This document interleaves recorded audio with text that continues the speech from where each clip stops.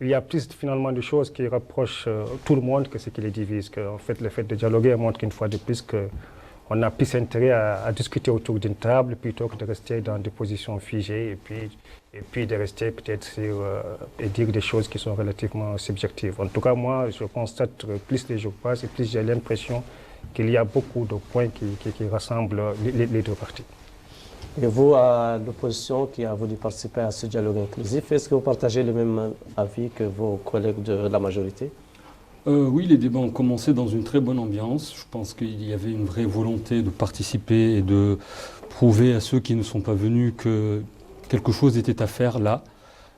Ces derniers jours, par contre, je mettrai juste un petit bémol sur ce qui a été dit. Ces derniers jours, il y a eu une petite confusion due à certaines déclarations qu'on a pu entendre ici et là, et qui ont un peu refroidi tout le monde, et qui ont fait douter les gens qui avaient participé à ce dialogue, les gens de l'opposition.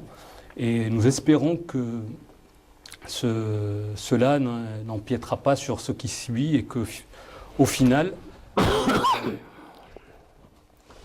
nous pourrons arriver à un consensus, parce que le but exactement, ce n'est pas de faire tout ça pour se retirer à la fin en constatant que les partenaires d'en face ne tendent une main que dans un but de faire semblant. Voilà. Mariam? Oui, merci. Moi, je pense qu'effectivement que ça a été des journées d'échange surtout, où chacun a pu exprimer son point de vue, et surtout dans les thématiques qui ont été choisies. Donc il y a eu un échange assez riche, donc chacun s'est prononcé selon son point de vue, selon sa tendance aussi, et en fin de compte, il y a eu des débordements par rapport aux thématiques choisies. Il y a des thèmes qui n'ont pas été prévus et qui, notamment le troisième mandat du président, ce n'est pas des thèmes prévus au niveau du dialogue. Et nous avons vu, à notre grande surprise, ces thèmes faire surface. Voilà. Ça veut dire qu'il y avait des sujets à ne pas discuter au cours de ce dialogue, ou non? Dans la mesure où ce n'est pas prévu. C'est des thèmes qui ne rentrent pas dans le cadre du dialogue. Donc, c'était des thèmes qui ne devaient pas ressortir au sein de ce dialogue-là. Voilà. Ceci dit, la contribution de votre parti, l'UPR, a occupé une place prépondérante dans les discussions, à ce que je sache, au niveau de ce dialogue national. Quels étaient les points saillants de votre contribution? Nous, sur les différents points, nous avons apporté notre contribution complète. Personnellement, j'étais modérateur, je suis modérateur de l'atelier économique, et nous avons apporté notre vision de l'économie qui a amené un débat très fructueux et sur lequel beaucoup de gens, opposition et majorité, considèrent qu'il s'est passé beaucoup de choses dans ce pays ces dernières années et qu'il faut le renforcer davantage et probablement combler les insuffisances. Quant aux autres ateliers, nous avons apporté sur chaque point notre point de vue. Je réplique à l'opposition, aux représentants de l'opposition. Ce débat sur le mandat et sur les points qui n'étaient pas à l'ordre du jour, ça a commencé dès le matin, le premier jour. Des militants de la majorité, notamment par exemple de l'UPR, ont considéré que parler de l'article 26, c'était toucher à cette sacralité du chapitre présidentiel de la Constitution. Et que par conséquent, si on parle de l'article 26, parce que l'esprit de la Constitution, et c'est ça, nous ne voulons pas toucher à tout ce qui pourrait peut-être diminuer le renforcement de l'alternance.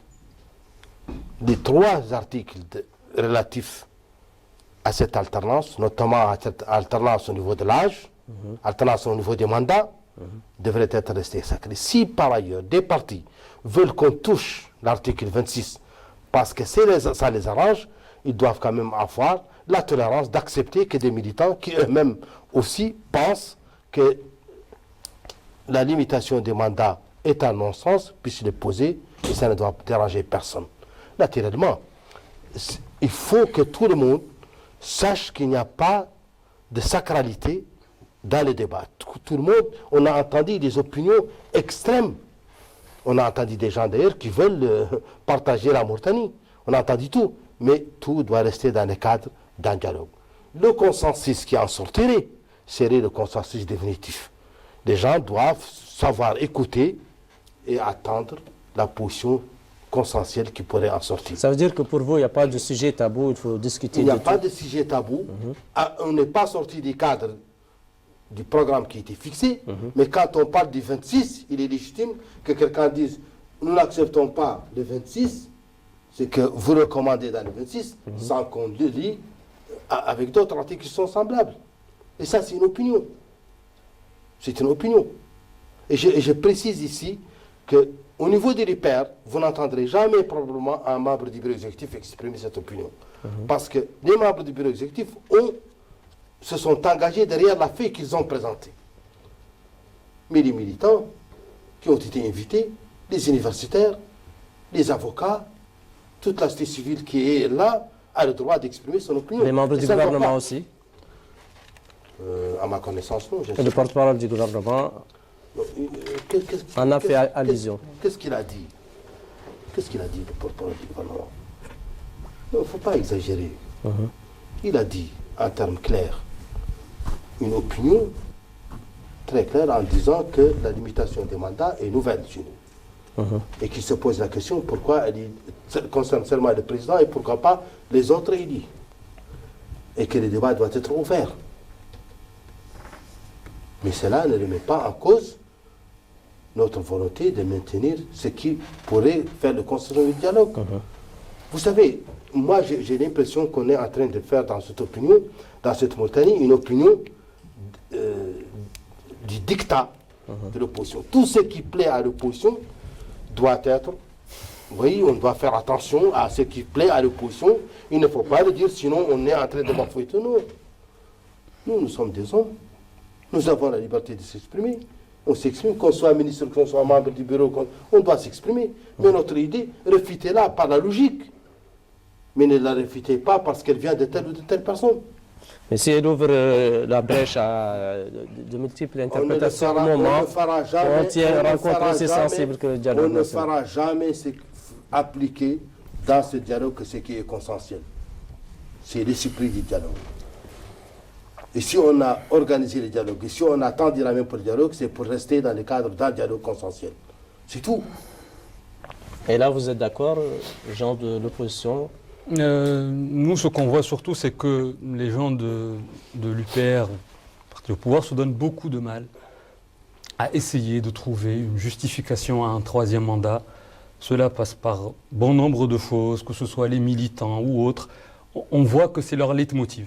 Ils aspirent à ça et il n'y a que ça qui apparemment... J'ai participé avec monsieur...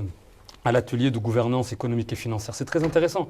Il y a beaucoup de gens qui sont venus, qui se sont exprimés, qui avaient des propositions intéressantes, mais ce n'est pas ce qui ressort, ce n'est pas ce qui intéresse les gens. Ce qui intéresse les gens, c'est cette histoire de troisième mandat, c'est cette histoire. Et je veux leur dire ici que s'ils se donnaient autant de mal pour que la Mauritanie aille bien, enfin tout le mal qu'ils se donnent pour élire un homme, s'ils le donnaient pour toute la nation, je pense qu'on pourrait aller de l'avant. Voilà ce que j'ai à dire. Mariam? Enfin, moi, je pense que ce n'est pas seulement... Le thème a apparu depuis le jeudi, quand le porte-parole du gouvernement... Depuis le premier jour. Voilà, a parlé de la possibilité d'un troisième mandat. Je pense que le fait de mener à la dérision la Constitution, je pense que tout le monde l'a entendu, et que, bon, je trouve que c'est une question assez grave. Parce que cette Constitution-là, le président de la République même a juré sur la Constitution et que c'est quelque chose de sacré. Nous devons tenir compte et respecter nos engagements, ce que nous avons écrit. Et je pense que le fait de le dire et que juste qu'il y ait un dialogue et de le prononcer, ça devient une forme d'orientation. C'est une orientation en quelque sorte. Et c'est pourquoi nous avons eu des éléments qui se sont prononcés par rapport à ce troisième mandat. Et ce n'est pas quelque chose de systémique, hein, parce que ce thème a été accepté qu'automatiquement on va réfléchir à un troisième mandat. Parce que tout simplement, le fait que ça a été retenu quand même, le point sur l'âge a été retenu comme thème au niveau du débat du dialogue. Mais la majorité, la majorité n'a pas parlé ouvertement d'un troisième mandat. Si. Il y a eu cette demande de lier un point qui est externe. Et M. Zaïne vient de s'expliquer. Il dit dans la mesure où il y a l'article 26 demandant la prolongation, demandant d'avancer l'âge de candidature à la magistrature suprême, donc automatiquement qu'il faut aussi de pouvoir reculer le... mais là, il dit que c'est un point de vue exprimé par des citoyens ou des participants lambda, des militants. Mais ce n'est pas la position. Mais l'opposition en tant que telle, moi je pense que s'il a eu à participer à un atelier, moi j'ai présidé un atelier sur la réforme, sur l'état de droit et la justice sociale. Mais je sais que, en tout cas, les débats qui se sont passés, les gens sont rentrés dans le cadre des différents points qui ont été dit. On a parlé de la séparation des pouvoirs, on a parlé de tout un ensemble, mais ce mandat présidentiel n'est apparu que dans certains ateliers, juste après que le ministre, le porte-parole du gouvernement ait parlé de ce Guissé. Oui, je pense en fait quand même qu'il faut éclaircir à certains points. C'est vrai que l'article 26 limite l'âge et que l'article 28 limite les mandats. Mais en plus de ça, on a l'article 29, effectivement, qui dit de ne pas toucher à ces deux articles. De ne toucher ni à l'article 26, ni à l'article 28. Alors, de ce point de vue, je ne verrai pas, en fait, effectivement, on a mis l'article 26 comme ordre du jour et pas l'article 28, mais ces deux articles sont liés par un autre article qui est l'article 29. Donc je pense effectivement là c'est ouvert. Une fois qu'on décide de dialoguer, on peut parler de tous les articles. Et c'est vrai que la Constitution est là, mais on ne peut pas dire qu'on va discuter de cet article et ne pas discuter de l'autre. On n'a pas encore parlé du troisième mandat, mais l'article 26 qui limite l'âge et l'article 28 qui limite le mandat sont tous les deux repris dans un autre article qui est l'article 29. Ne touchez pas à ces deux articles. Alors comment voulez-vous qu'on dise, non, dans un point, on parle de ne pas toucher à l'âge. L'article 29 dit de ne pas y toucher, mais on ne peut pas toucher à l'article 28. Donc on se met nous-mêmes en contradiction par rapport à ces points, par rapport à quelqu'un qui lit ce qui est écrit au niveau de la Constitution. Il termine et vous répondez. Voilà, je pense donc qu'on se met en porte-à-faux par rapport à ça. C'était de faire cette remarque-là, tout simplement, il y a l'article. Vous auriez dû obtenir l'accord d'impliquer ce point avant que le dialogue ne commence. Et là, ça aurait été net. Mais l'introduire plus tard, c'est une sorte de leurre. On essaye de nous faire avaler qu'on ne peut pas toucher à ce point sans toucher à l'autre. Je pense qu'il y a aujourd'hui un point, c'est-à-dire que celui de l'âge, je pense qu'on peut trouver une certaine forme de consensus là-dessus. La plupart des Mauritaniens, je crois, ne verraient pas de problème à ce que l'âge soit ramené. Mais il y a un problème avec le mandat. Et vous le savez, le troisième mandat, c'est un grave problème. Et ce qui fait d'ailleurs que beaucoup des gens de l'opposition n'ont pas voulu venir.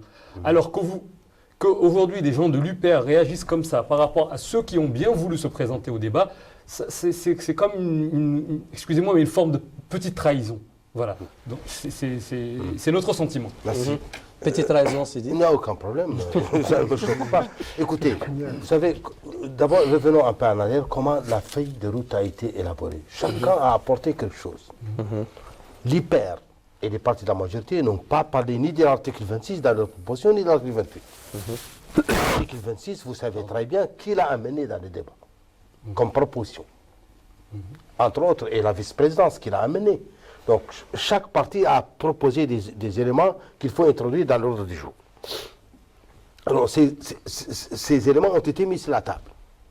J'ai dit qu'au niveau de l'IPR, nos propositions sont très claires. Vous n'entendrez pas parler de l'article 28 ou de l'article 26. Et personne parmi les membres du bureau exécutif qui ont adopté cette feuille de route envoyée au dialogue ne parlera de ce souhait.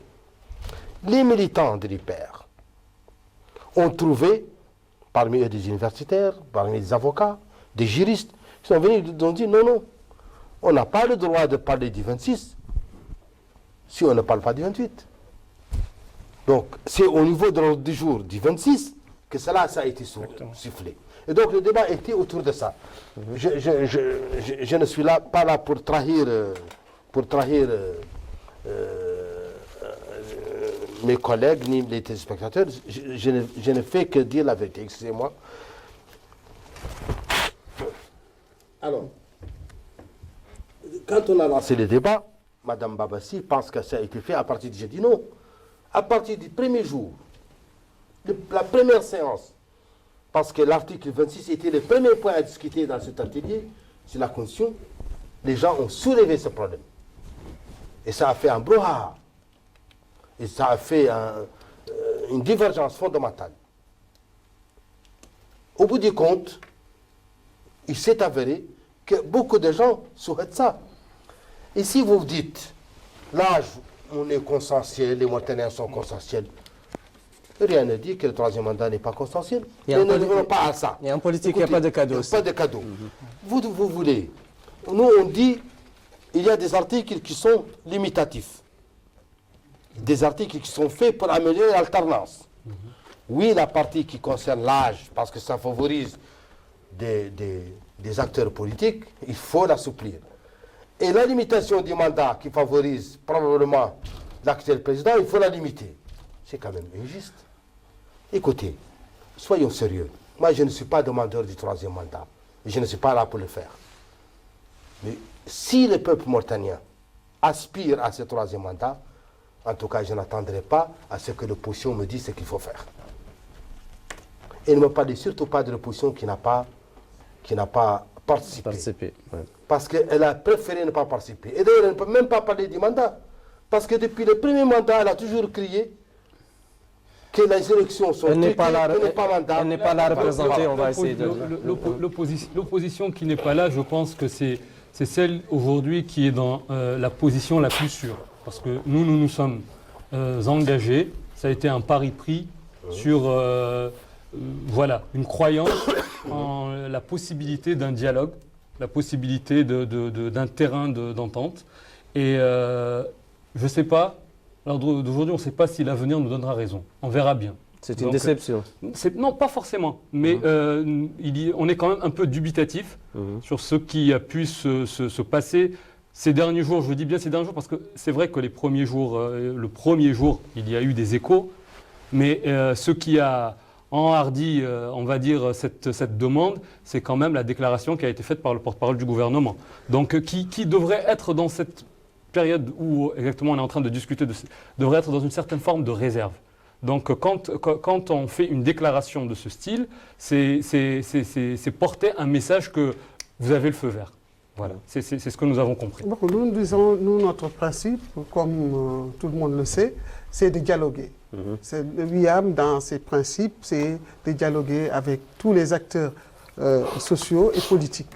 Nous ne disons pas que nous regrettons le dialogue, mais ça nous a permis de discuter et de voir quand même ce que pensent les autres partis par rapport à la possibilité de prolonger un mandat d'un président. Donc, ça nous a permis aussi d'être mieux éclairés sur l'envie de rester. Donc, nous disons que quand il y a ces différentes thématiques qui ont été choisies, en tout cas, moi, je ne peux pas dire que c'est tel parti ou tel autre. Tous les partis ont fait des propositions. Et ces propositions, en tout cas, qui ont été retenues, il y a eu des propositions qui n'ont pas été retenues. Mais si on a retenu l'article 26, la Commission pouvait rejeter ça. Mais pourquoi ça a été retenu? Et non pas dire que se pencher par rapport aux autres articles qui n'étaient pas interdits. Elle n'avait peut-être pas constaté que le 28 était lié à ça. Mais monsieur, il y a eu des articles, il y a eu des propositions. Moi, je connais la proposition de mon parti. Il y a eu des propositions qui n'ont pas été retenues. Bien que, à 95%, je peux dire que ces points ont été retenus. Mais il y a eu des points qui n'ont pas été retenus. Et donc, on pouvait rejeter aussi cet article-là. Mais dans la mesure où tous les partis l'ont retenu, Donc, c'est que tous les partis avaient envie de discuter de l'âge de la retraite. Et je sais que, en tout cas, au sein de mon parti, nous en avons discuté. Nous ne sommes pas, en tout cas, d'accord pour la prolongation de l'âge de la retraite. En tout cas, ce n'est pas toute l'opposition. Il ne faut pas mettre l'opposition dans l'âge de la retraite. Nous pensons que ça ne doit pas aller au-delà de 75 ans. Donc, s'il y a eu il faut un débat. Pourquoi les gens l'ont retenu au sein de la commission? L'UPR était bien présent.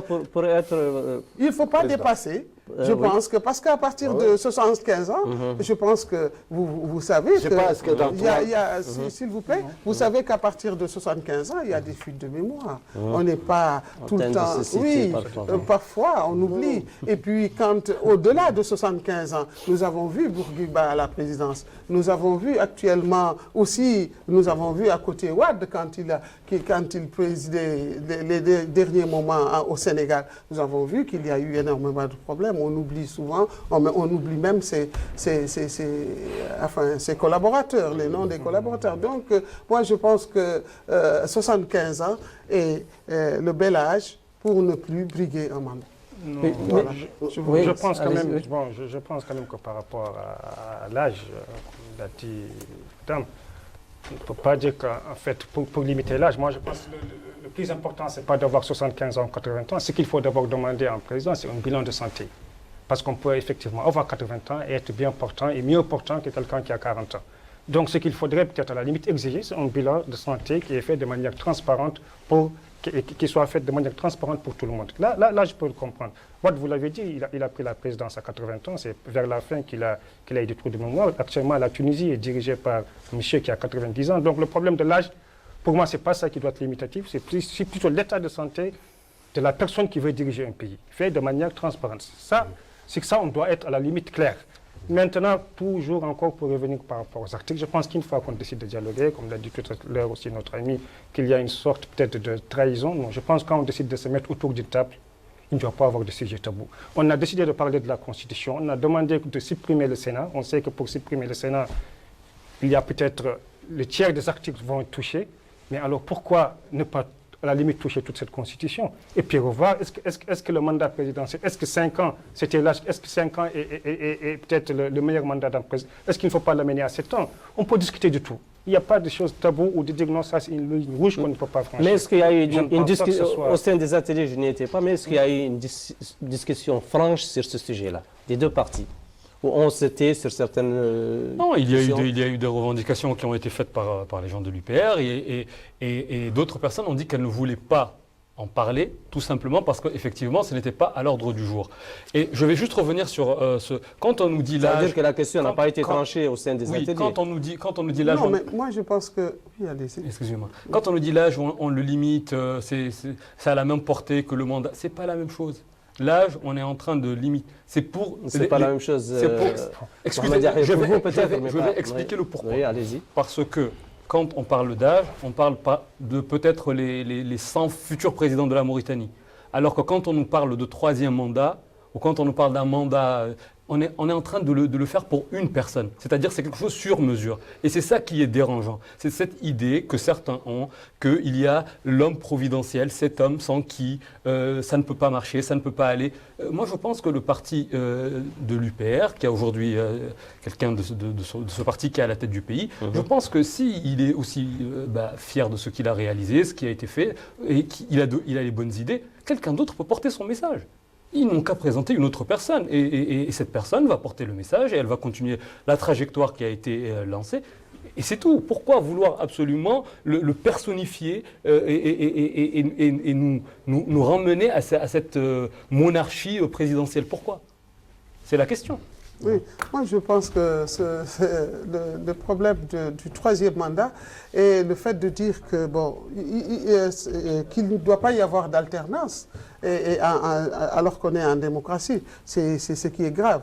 Et le fait même de vouloir toucher à une constitution qui, quelque part, où certains aspects ont été verrouillés, on ne doit pas y toucher. Bon, c'est de faire la remarque. Là, je fais partie. Tout simplement. Et ces thèmes qui n'ont pas été proposés, ne doivent pas être l'objet de ce débat-là, dans la mesure où il n'y a pas de consensus même autour de la commission. Donc on ne doit pas en débattre. C'était même de refuser de débattre de ce sujet. Ce n'était pas à l'ordre du jour alors. Et ensuite, moi je pense que les Mauritaniens ont cette habitude. Je ne sais pas si l'histoire récente nous le dit. Quand le président Maui a été là, tout le monde disait qu'on ne pouvait pas le changer, il était inchangeable et que c'est même quand il faut le changer, c'est son fils qui doit prendre la relève parce qu'il est à côté de lui. Alors que, mais il faut que nous essayions d'aller vers une alternance. On ne dit pas que l'UPR, la majorité ne doit pas avoir un candidat qui doit continuer les œuvres du président ou les réalisations du président, mais quand même qu'on accepte cette alternance au sein de la République. Voilà. C'est dit. Oui. Nous sommes beaucoup attardés sur cette question de troisième mandat au truc et c'est vrai que le dialogue est un dialogue politique de premier plan, mais il y a certainement d'autres choses qui ont été discutées s'agissant du code électoral, des élections, de l'organisation de ceci. En fait, moi je pense qu'en fait, il faut être ouvert. Il faut être ouvert sur tout ce qui peut être dit dans ces différents ateliers et accepter l'opinion de l'autre. J'ai répété qu'au niveau des propositions qui émanent de l'IPR, rien ne parle du troisième mandat ou du quatrième mandat ou de la prolongation des mandats. C'est clair. En amont et dans la suite des discussions. Mais quand on a constaté qu'il y a des avis qui sont en train de toucher et de lier l'article 26 au 28, on a été très choqués par le fait qu'en face, les gens ne voulaient même pas entendre parler. C'est quand même choquant. Vous mettez à la table l'article 26 et quelqu'un vous dit, c'était l'un des universitaires les plus brillants en droit, il vous dit attention, vous ne pouvez pas parler de l'article 26 sans parler de l'article 28. Ça a fait un tollé. En vérité, quand vous regardez tout ce qui est proposé, faites l'exercice, vous êtes des intellectuels, la Constitution sera chambardée. Si on fait tous les points, la Constitution sera chambardée. Il faut avoir le courage de dire, cette Constitution est mauvaise, il faut réfléchir à la changer. Pourquoi pas une nouvelle Constitution? Pourquoi pas une troisième République? C'est ce que vous proposez à l'UPR. C'est ce que nous avons proposé à partir du troisième jour. Nous avons soumis l'idée d'ailleurs de revoir tout ça. Mais on le soumet au débat. Et c'est ouvert. D'accord, donc refusez-le. Donc maintenant vous nous dites que tout à l'heure c'était juste les militants, maintenant vous nous dites qu'au sein de l'UPR vous proposez on propose une révision de toute la Constitution. De toute la Constitution. Voilà. Donc c'est voilà. Y compris les articles 26, 28 et 29. Qu'on n'a qu'à trouver le consensus de dire qu'on se limite à 2 mandats. Mais en tout cas, toute la Constitution doit être revue. Soyez juste cohérent avec vous-même. Qu'on en discute. C'est déjà... Moi, je pense qu'on en discute. En tout cas, qu'on en discute, c'est tout. Peut-être mais en tout cas, on ne vous forcera pas. On sortira avec un processus de dialogue. Vous savez, monsieur le ministre, il y a eu le débat, en tout cas au sein du dialogue, au niveau du dialogue, était un débat convivial. On ne sentait pas les partis, on sentait des points de vue, des débats. Au niveau de la que ce soit au niveau même de la modération, que ce soit au niveau de la présidence ou au niveau même des interventions. C'était un débat, un dialogue franc. Chacun comme donnait son point de vue. Ce débat-là, il est franc. Non, mais écoutez-moi, je ne dis pas qu'il n'est pas franc, je ne sais pas, ce n'est pas mes propos, mais je dis tout simplement que chacun a donné son point de vue par rapport à des thèmes précis.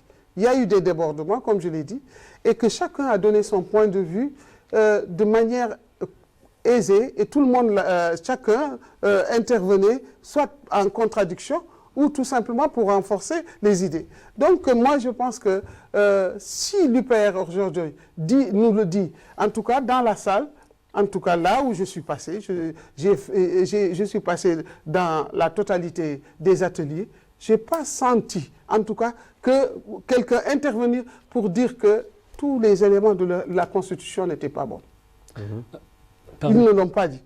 Ce débat a porté tout simplement sur le mandat. C'est le seul débordement que nous avons senti. Et ensuite, par rapport... Est-ce que vous avez lu profondément toutes les propositions qui ont été faites par l'UPR dans leur document Contribution au dialogue inclusif? Bon, j'en ai entendu parler parce qu'au niveau des interventions... Vous n'avez pas lu? Certains intervenants, ils ne l'ont pas distribué totalement.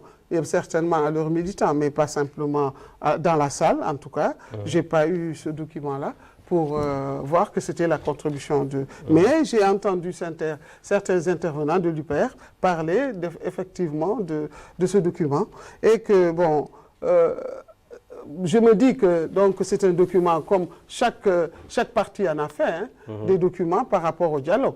L'UIAM a fait un document par rapport au dialogue. Donc j'ai même ce document-là avec moi. Donc c'est pour dire que, tout simplement, bon, c'est tout à fait normal que chaque parti puisse présenter quelque chose, des points, son point de vue par rapport aux questions qui se posent aux différents participants au dialogue. Et moi, je pense que par rapport à ce dialogue-là, je pense qu'il y a des aspects forts qui sont ressortis. C'est-à-dire, c'est ce dialogue 2011. Les gens l'ont trouvé assez constructif et qu'il y a des éléments qui n'ont pas été appliqués, qu'il faut reprendre, qu'il faut appliquer, qu'il faut mettre en œuvre, qui quelque part, même les différents points aujourd'hui qui ont été abordés ont été abordés au moment du dialogue 2011. En tout cas, à l'unanimité, ça a été ressorti. Voilà, on va écouter Guissé avant de vous donner la parole. Merci. En fait, justement, il faut quand même rappeler que ça fait une semaine que les gens, entre guillemets, dialoguent. Il y a énormément de choses positives concernant l'atelier, concernant la gouvernance économique et financière, l'atelier sur l'état de droit et la justice sociale, l'atelier aussi sur les politiques, les questions liées à la politique électorale, au code électoral. Et là, le point d'achoppement, une fois de plus aussi, on s'arrête ici, comme ce qui se passe là-bas, par rapport à cette histoire de troisième mandat, qui n'est pas, comme vous dites, à l'ordre du jour. Il ne faut pas qu'on oublie tout ce qui a été dit, tout ce qui a été fait de manière positive. N'oublions pas aussi que, de toutes les façons, dans cette constitution, comme l'a dit tout à l'heure Sidi, elle n'est pas bonne, c'était peut-être un copier-coller. On doit voir qu'est-ce que nous voulons, nous. Parce que c'est l'initiative, à la limite, de réviser cette constitution appartient au président de la République ou peut-être aux 2/3 de l'Assemblée et du Sénat. Ici, nous, on va faire des propositions. On est mandaté, en fait, par nos partis et il y a des gens qui sont derrière nous. On doit fidèlement, effectivement, transcrire ce que veut effectivement le Mauritanien. Il faut qu'on soit mis par la volonté de faire avancer ces pays-là. Il ne faut pas qu'on soit tout le temps devant des obstacles pour penser que nous travaillons pour une personne, que nous travaillons pour un système. Ce que nous aimons d'abord, c'est notre pays. Nous sommes là, ce que nous voulons faire, c'est faire avancer ces pays. S'il y a des obstacles, on doit être courageux pour se dire, effectivement, sur ce point, il faut qu'on avance. Et on n'a pas dit, je le répète aussi, qu'il faut parler de troisième mandat, mais on le répète, c'est que ce point, les constitutionnalistes vont le dire. Quand peut-être on a mis cet article 26, l'article 26 est dépendant de cet article 28, parce qu'il y a un article 29 qui les dit. Et ça, c'est pas de notre faute. Il y a un article qui lit ces deux articles. On ne peut pas toucher un sans parler de l'autre. On ne peut pas dire, une fois de plus, qu'on va parler de l'article 26 qui limite l'âge et qu'on ne va pas parler de l'article 28. On n'a pas dit, parlons de troisième mandat, mais revoyons de manière globale cette constitution qui, aujourd'hui, ne répond pas aux aspirations de notre peuple. Le temps est donné. On va marquer juste une petite pause en suivant les échos de la presse avec notre consoeur Aminata Khan.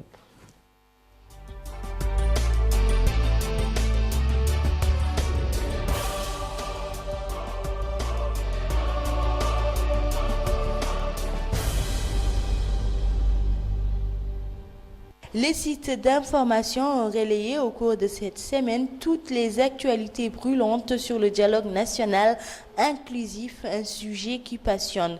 L'agence mauritanienne d'information a intitulé en grande ligne la commission de la communication informe l'opinion nationale sur le déroulement du dialogue national. C'était lors d'un point de presse organisé par cette commission, au cours duquel un membre de la commission a indiqué que les ateliers du dialogue ont connu durant les 10 derniers jours des débats profonds et une forte affluence qui confirme le souci de toutes les parties participantes au dialogue à sortir avec des résultats positifs et utiles répondant aux aspirations de tous les Mauritaniens en donnant au pays l'opportunité d'aller de l'avant dans l'œuvre de construction et de progrès.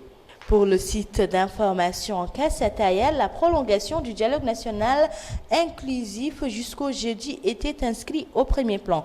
Les travaux des ateliers du dialogue national inclusif ouverts Ce 29 septembre dernier par le président de la République se sont poursuivis vendredi au centre des conférences internationales et ce pour la 5e journée consécutive.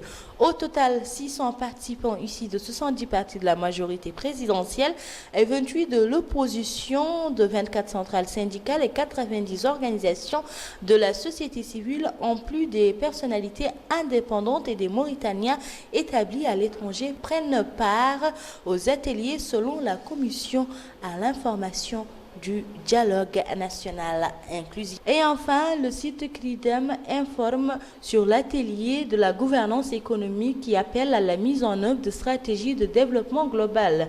Dans le cadre du dialogue national inclusif, les participants aux travaux de l'atelier de la gouvernance économique et financière ont appelé à la mise en œuvre de stratégies et de programmes pour un développement global du pays. Certains intervenants ont également souligné la nécessité de la mise en place de politiques et de programmes de développement des ressources et des potentialités locales ou encore d'encouragement de la décentralisation. Cet atelier est concerné par la discussion d'un ensemble de questions relatives au développement économique, à la redistribution des richesses, à la bonne gouvernance environnementale, répondant ainsi aux exigences d'un développement durable dont la transparence et la bonne gestion des ressources.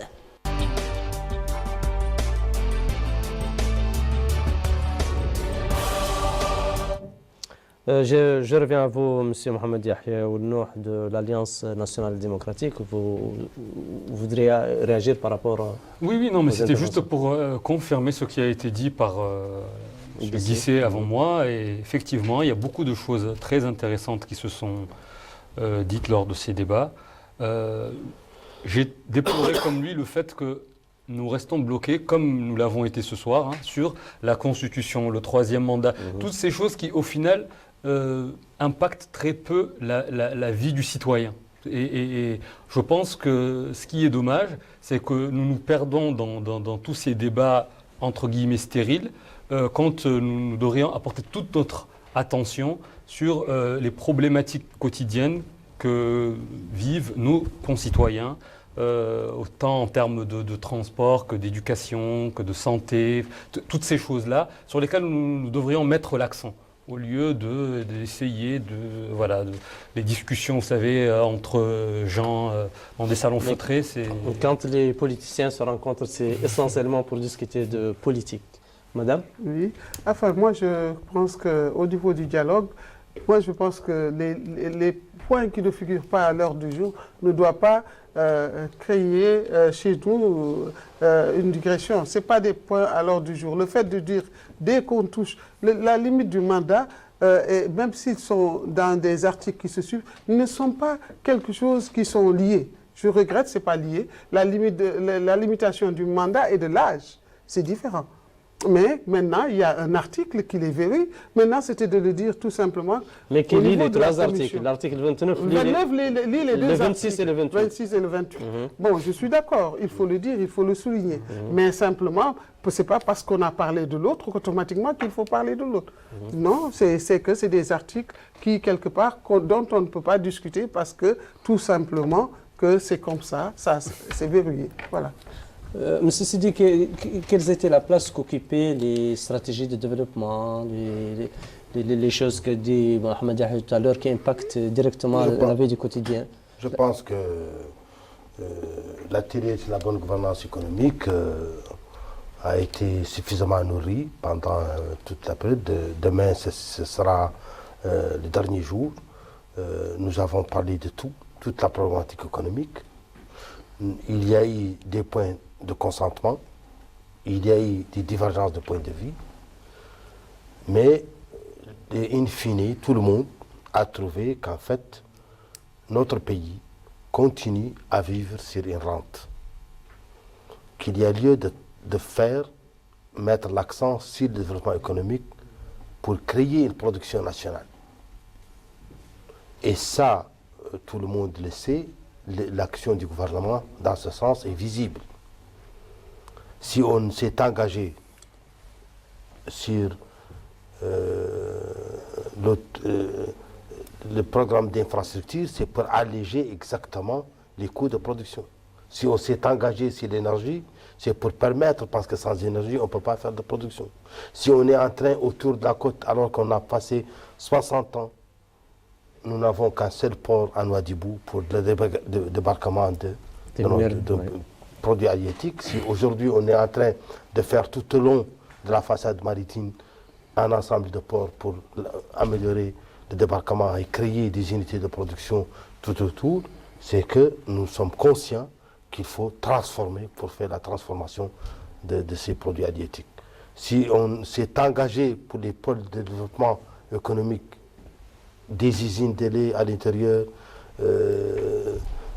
pour faire la valorisation de notre ressource animale, c'est parce que nous pensons qu'il faut créer la production. Au domaine agricole, les politiques sont engagées, même si les résultats ne sont pas encore suffisants. En tout cas, l'engagement du gouvernement est visible. Je pense qu'en fait, le socle de la réflexion au niveau de cet atelier, c'était de dire, nous avons des ressources naturelles. Il faut que la politique économique s'oriente vers la valorisation de ces ressources et leur transformation pour créer des valeurs ajoutées suffisantes afin de résorber tout le chômage et faire bénéficier la croissance à tout le monde. C'est ça à peu près la conclusion qu'on pourrait tirer. Voilà. Oui, bon, j'ai eu la chance, on était pratiquement, Sidi et moi, dans le même atelier de gouvernance économique et financière. Effectivement, je pense qu'on ne va pas faire de la démagogie. Tout le monde est conscient que ces 10 dernières années, le pays a connu un boom économique très réel. On a vu que le pays a enregistré des taux de croissance relativement importants. Et si peut-être on n'a pas eu l'impression que ça s'est répercuté sur la population, c'est parce que, comme l'a dit tout à l'heure Sidi, c'est effectivement les secteurs sont l'économie est tirée par les secteurs d'exportation, que sont les mines ou la pêche. Et donc la population n'a pas l'impression que ça retombe directement sur elle, parce que ce n'est pas du tout comme ça que ça devrait être passé. Mais maintenant, il faudrait promouvoir davantage le secteur privé. Il faudrait qu'on soit plus dans l'innovation. Il faudrait surtout qu'on soit plus dans l'innovation, que les gens soient encore mieux formés. Et par rapport à ces ressources naturelles que nous avons, je pense que si on crée des pôles de développement économique, comme ça a été dit, ça et là, je pense que le pays peut, d'ici, en fait, dans notre stratégie de croissance accélérée, d'ici 5-10 ans, je pense qu'on peut nettement penser qu'on peut devenir un pays émergent. Il y a d'autres sujets qui ont suscité une certaine vivacité des débats, notamment les emblèmes nationaux, le drapeau national, l'hymne national, etc. Je veux juste revenir sur ce qui a été dit, si vous le permettez. Quand on nous parle d'infrastructures, de choses qui ont été faites, c'est indéniable. Nous sommes très satisfaits de tout ce qui se fait ces dernières années. Mais il faut aussi dire que tout ce qui s'est fait ces dernières années était lié à un boom dans le secteur minier, qu'il y a un ralentissement et que depuis quelque temps, et que pour combler ce ralentissement, par exemple, on fait payer aux citoyens un prix de carburant exorbitant, alors que le prix du pétrole a baissé partout ailleurs dans le monde. Nous, on continue à le payer aussi cher qu'en France. Donc, c'est totalement contradictoire avec le fait de dire je me soucie du peuple quand c'est le peuple qui porte la charge. Voilà. Quand on fait porter au peuple toute la charge du train de vie de l'État, où on voit qu'effectivement, même si on a serré certaines vannes, c'est pour en ouvrir d'autres encore un peu plus, il faut une certaine cohérence. Et c'est ce qui est aussi ressorti dans cet atelier où j'étais aussi rapporteur avec monsieur. C'est ça, c'est qu'il y a des investissements qui sont faits, mais qui sont faits sans aucune cohérence, notamment dans le domaine de l'agriculture. Nous avons eu des interventions très intéressantes qui ont été faites dans ce sens-là et qui nous ont démontré, pour les gens qui n'ont pas forcément de connaissances techniques sur la chose, qu'il y a de l'argent qui est investi, mais sans suivi, sans cohérence. L'État, par exemple, qui investit dans l'agriculture dans des zones où la Banque mondiale ou les bailleurs de fonds de manière générale investissent et délaissent d'autres régions qui ne bénéficient pas de ces mêmes avantages, par exemple, où les bailleurs de fonds ne vont pas tout simplement parce qu'il n'y a pas de viabilité économique des projets. Donc, normalement, l'État devrait aller là, devrait aller dans ces zones où les bailleurs de fonds ne vont pas, ce qu'il ne fait pas. Donc on se retrouve dans des situations un peu ubuesques de ce genre. Moi je pense que quand on parle de boom économique, bon, quand on parle d'avancée et de taux de croissance, il n'y a pas de retombée au niveau du pouvoir d'achat au niveau national. Le pouvoir d'achat est assez faible. Et qu'on sait que ces taux de croissance, au fait, ne profitent pas aux Mauritaniens. Ils profitent aux investisseurs étrangers. Les profits partent par rapport à majeure partie par rapport à l'étranger. Donc, c'est au niveau des mines. Nous savons que les mines, la plupart des ressources sont transformées à l'étranger, pas à l'intérieur de la Mauritanie. Donc, tout le profit repart à l'étranger. Et c'est dans ce cadre-là qu'on parle d'un taux de croissance qui va jusqu'à 7% et autres. Bon, donc, il n'y a pas de retombée au niveau du pouvoir d'achat. Donc, on ne peut pas parler de ce boom économique dans la mesure où les Mauritaniens ont des difficultés pour pouvoir se nourrir, se loger et se vêtir.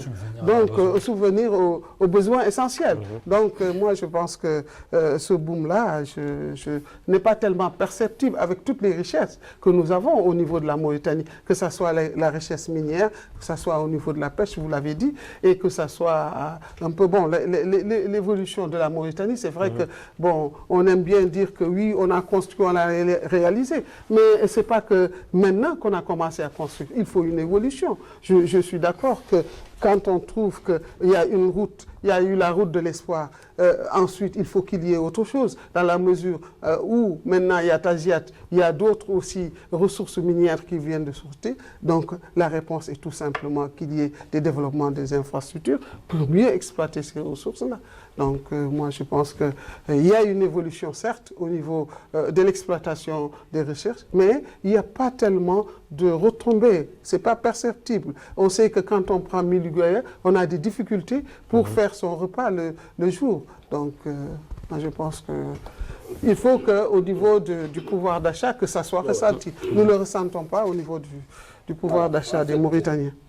En fait, moi je pense que ce qu'on peut demander à un gouvernement, c'est d'avoir une vision. C'est d'avoir une vision et s'attendre à des résultats à moyen terme.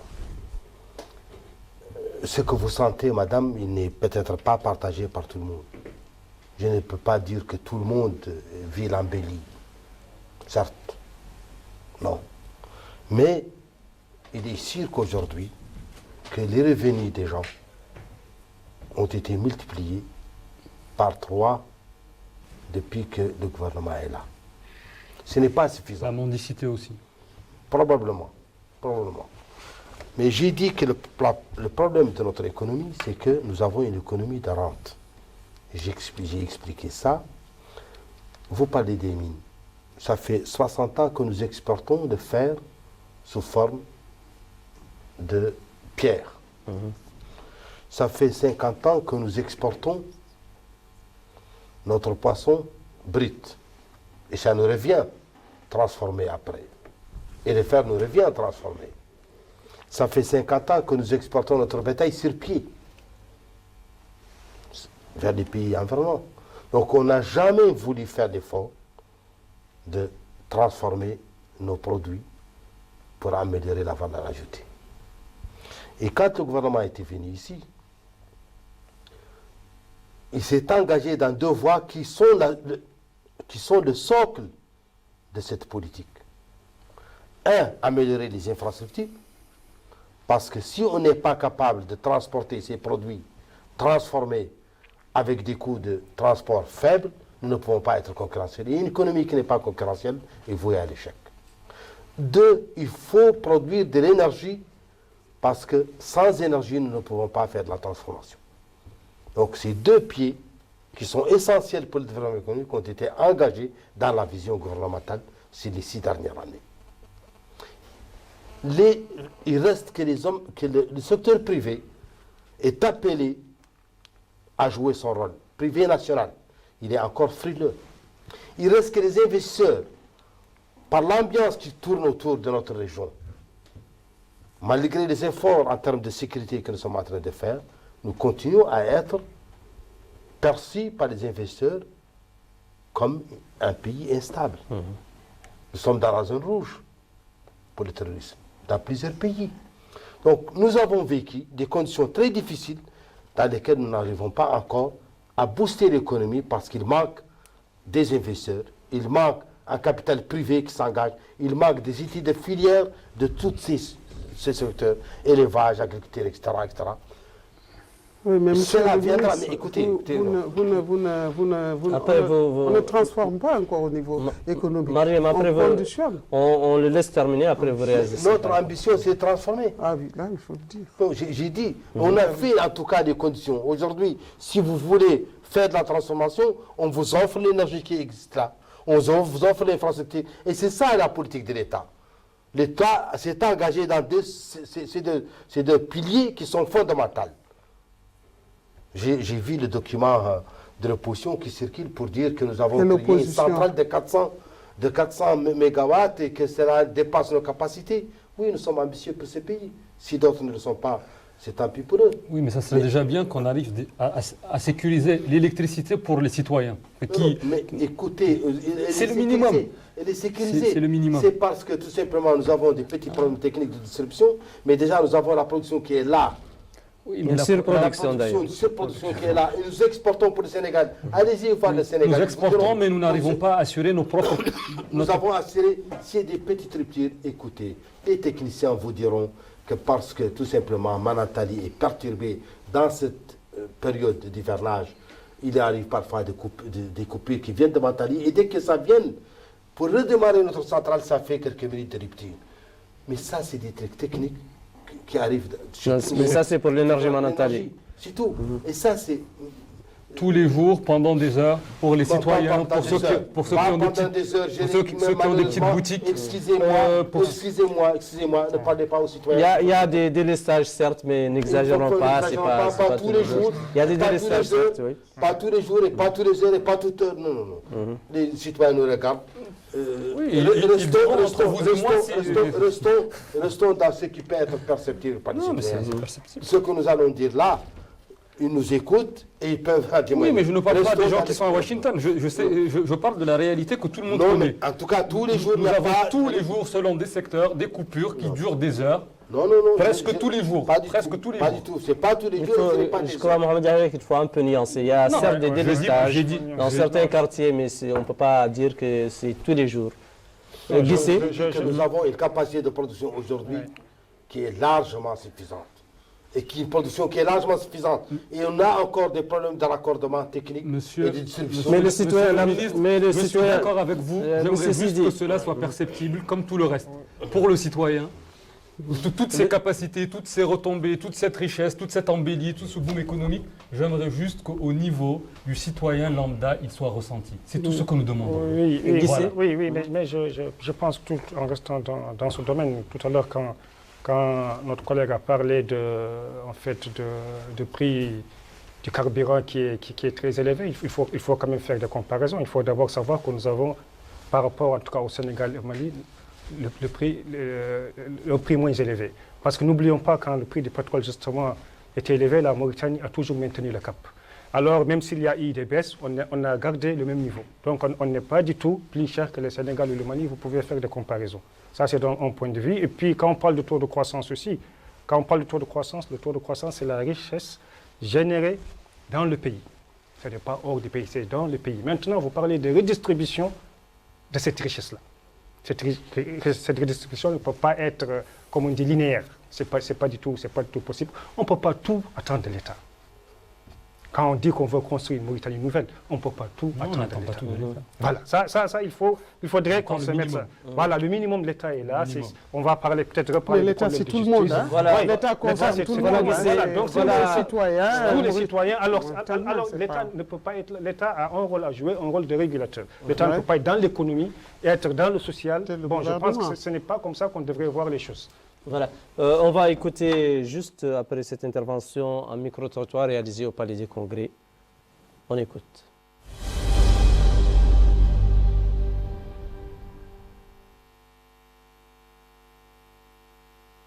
Nous sommes présents dans ces dialogues parce que nous savons que seul le dialogue peut introduire la paix, la stabilité pour un pays. Et je pense que quand on fait de la politique, au-delà de la politique même, rien ne peut se faire sans le dialogue. Et pour cette raison, nous avons compris très tôt, depuis que le président de la République, son Excellence Mohamed Abdelaziz, a tendu la main à travers toute la classe politique.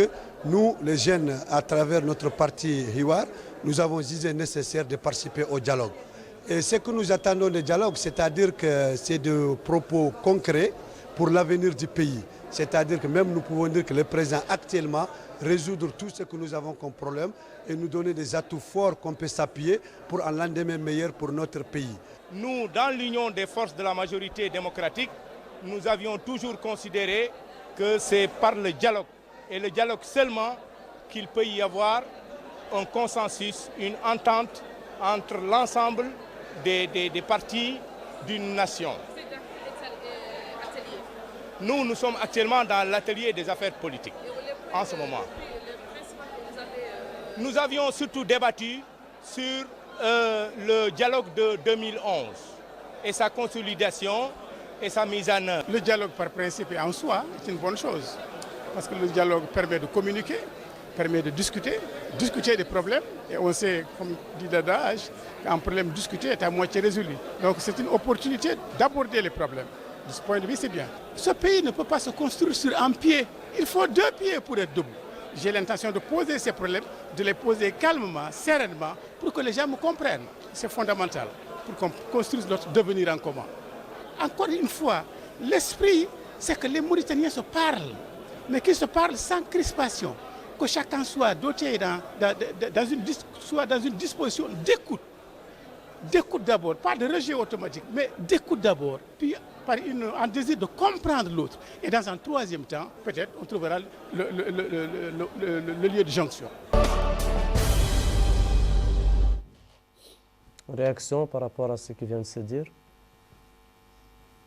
Je pense que c'est des points de vue que nous partageons, effectivement, que tout dialogue est constructif dans la mesure où on échange et on se comprend. Alors ma question est la suivante. Quelle était la place du social dans les discussions pendant cette dizaine de journées au cours de ce dialogue inclusif? Les secteurs de l'éducation, de la santé.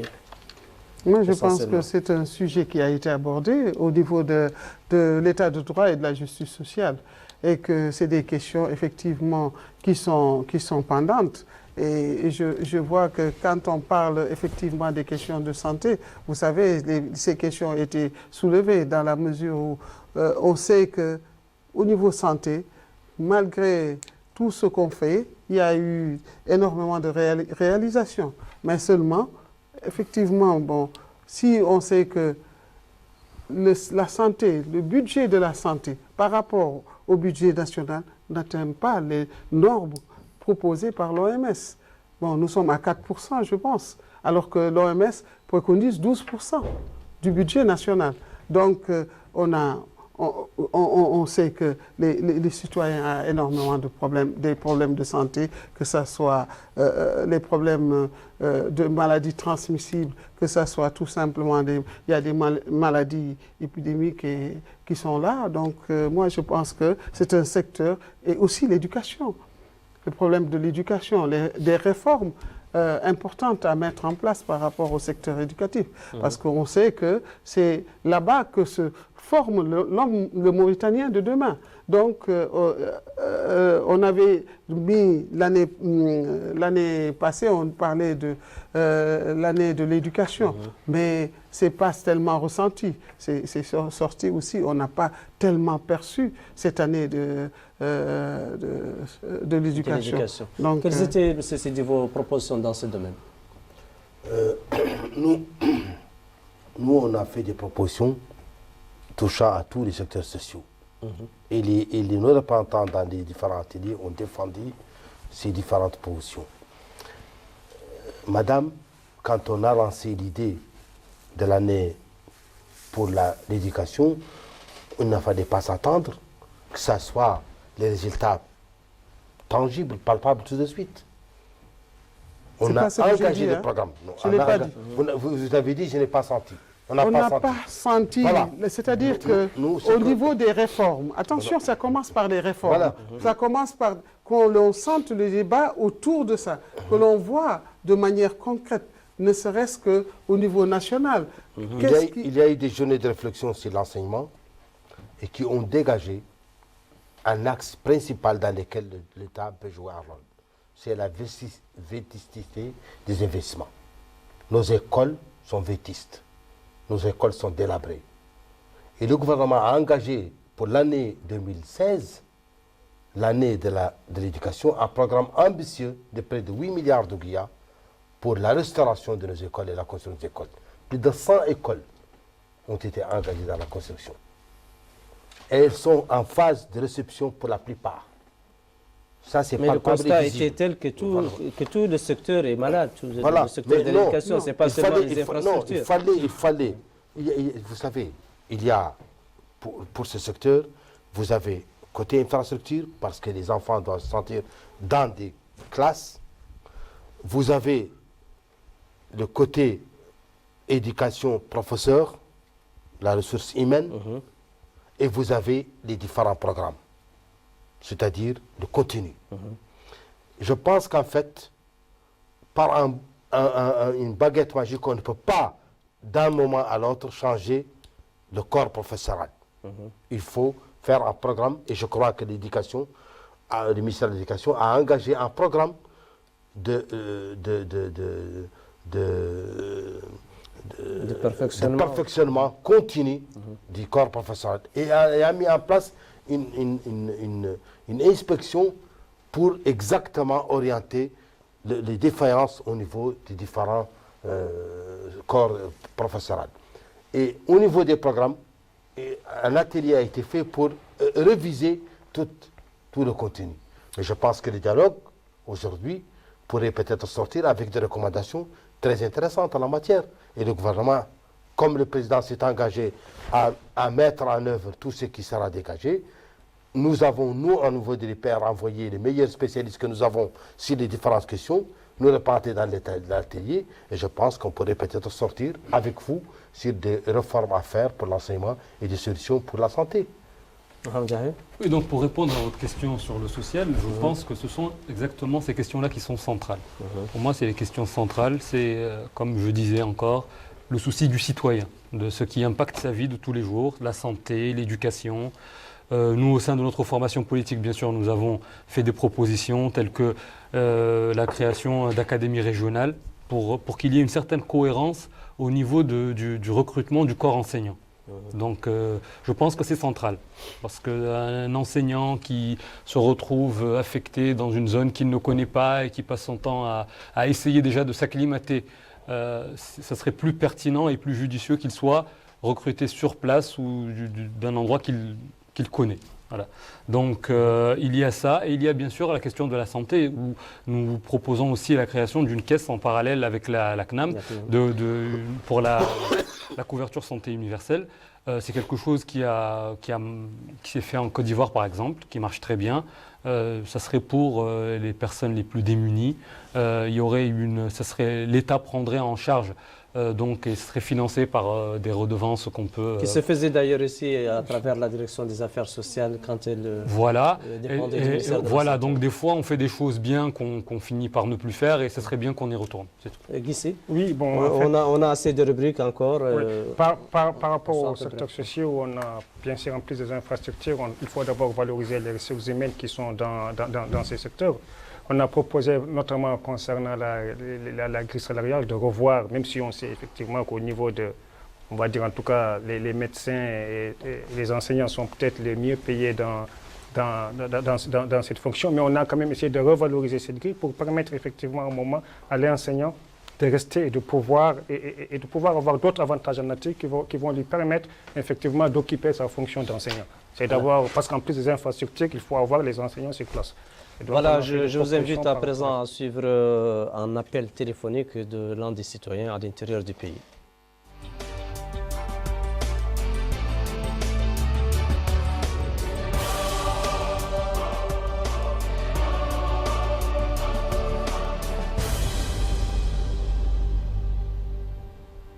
En tant que citoyen mauritanien, voilà ma position par rapport au dialogue national. Je sais que c'est une nécessité impérieuse, et c'est l'une des aspirations du peuple mauritanien qui profite à toutes les sensibilités politiques et à toutes les franges de notre population. Donc, pour répondre à cette nécessité, le gouvernement en place, qui a toujours d'ailleurs tendu la main au dialogue, a organisé ce dialogue national. Et je crois que toutes les questions doivent être discutées. Ce qui a fait l'objet d'un consensus, c'est tant mieux. Ce qui n'a pas fait l'objet d'un consensus doit être soumis à un référendum. Et il n'y a pas de tabou, tout doit être discuté. C'est-à-dire qu'il n'y a pas de ligne rouge. On doit discuter les intérêts du peuple, de la population. Et tous les acteurs politiques doivent prendre part. Et je crois qu'il y a toujours eu dialogue parce qu'un pays qui a des institutions démocratiques, un parlement à 2 chambres, qui a toutes les institutions démocratiques, je crois que tout ça représente des tribunes pour le dialogue. Et il y a une liberté d'opinion, liberté de presse, et il n'y a pas de tabou, comme je disais. Et je sais que c'est une nécessité. Tous les partis politiques doivent prendre part à ce dialogue, et tous les acteurs politiques.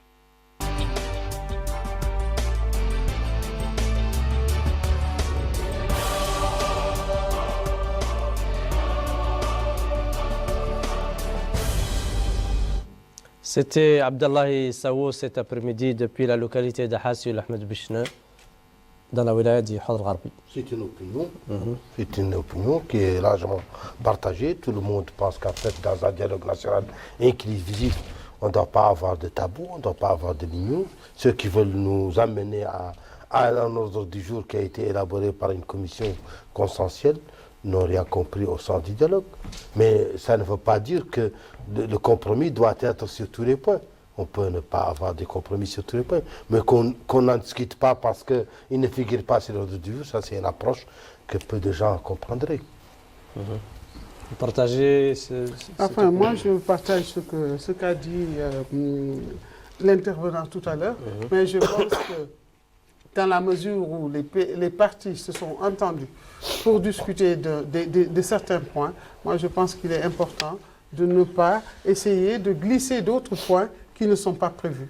Moi je pense que je reviens sur ça. Sinon, je pense que c'est tout simplement, ce n'était pas la peine de créer un dialogue dans la mesure où ça sera un brainstorming, que tous les points sont permis. C'était pour cadrer sur ce quoi nous pouvons s'entendre parce que c'est une opposition et une majorité. Donc on doit s'entendre et on doit cadrer les débats. C'est important de le faire. Mais seulement je reviens aussi par rapport aux aspects sociaux qui ont été débattus et qui, quelque part, méritent qu'on y mette l'accent. De vivre ensemble est important parce qu'on a parlé, c'est une question qui m'a tapé quand je l'ai vu sur les thématiques, c'est la migration clandestine. Vous savez, le fait de négativiser la migration. Souvent, quand on parle de migration clandestine, il y a la migration et les clandestines. Mais n'oublions pas aussi qu'il y a l'aspect de la migration qui est là. Nous avons des mécaniciens, nous avons des femmes domestiques. Et qui, quelque part, il y a un apport qui se passe. Et que c'est regrettable aussi qu'au niveau de ces migrations, que ça soit... Effectivement, je suis d'accord pour que l'on respecte les règlements du pays. Qu'il y ait, dans la mesure où nous demandons des visas, des visas ou autres, que ça soit respecté. Mais quand même, il y a des formes qui, quelque part, et des manières par rapport à la population qui est là, que nous devons soutenir et qui ne se fait pas. Donc, c'est de ne pas voir simplement l'aspect, quand j'ai vu clandestine, et souvent, la migration... Nous le prenons, l'immigration, de manière assez distante, alors que c'était une question importante. Et moi, quand je l'ai vu, j'ai vu que c'était important de mettre ce point-là, de vivre ensemble par rapport aux autres populations qui viennent, c'est important. Et puis, il y a un autre aspect. Quand on parle des populations déshéritées, des couches vulnérables, c'est bien, parce qu'on a parlé de la discrimination positive. Mais il y a un aspect important, et que c'est 52% de la population qui est en Mauritanie, qui n'ont pas été, dont l'aspect n'a pas été, qui n'ont pas été pris en compte au sein de ce dialogue-là. Ce sont les femmes. Ce sont les femmes et les jeunes. Donc, c'est un débat qui, comme nous l'avons souligné d'ailleurs, et beaucoup de femmes qui étaient présentes l'ont souligné, c'est qu'elles ont été laissées pour compte. Et que, alors qu'il y a énormément d'avancées par rapport à la femme, il y a des avancées certes, mais qu'il faut renforcer. Parce qu'aujourd'hui, nous savons que la Mauritanie a pris des engagements au niveau international et même au niveau national. Il y a eu le quota. Et que ce quota-là n'a pas permis d'avoir les objectifs du millénaire. Nous n'avons pas atteint. Nous n'avons pas atteint les 33% qui sont proposés. Et aujourd'hui, on va aux EDD, les objectifs de développement durable. Donc, c'est de faire en sorte, au moins, que nous tendons vers la parité. Donc, c'est de renforcer ce qui a été fait. Et nous savons qu'aujourd'hui, quand même, il faut le reconnaître qu'il y a des avancées dans ce domaine. Aujourd'hui, nous avons un gouvernement où nous avons 30% de femmes. Et donc, 30% de femmes, il faut que ces acquis soient maintenus. Nous avons une liste nationale qui est exemplaire. Nous, là où nous partons, nous sommes fiers. En tant que femmes, nous le brandissons comme un acquis que les femmes ont. Mais il faut que ça reste. Et je ne sais pas pourquoi ça a été omis au niveau du comme point. Mais c'est un aspect important au niveau de la justice sociale. Et donc, il fallait mettre comme point. En tout cas, son omission a été remplacée par le beau plaidoyer que vous avez fait pour l'agenda féminin. Oui, bon, on voit effectivement que ce dialogue suscite beaucoup d'espoir chez les Mauritaniens. Et donc, une fois de plus, je me dis qu'on n'a pas le droit, on n'a pas du tout le droit de...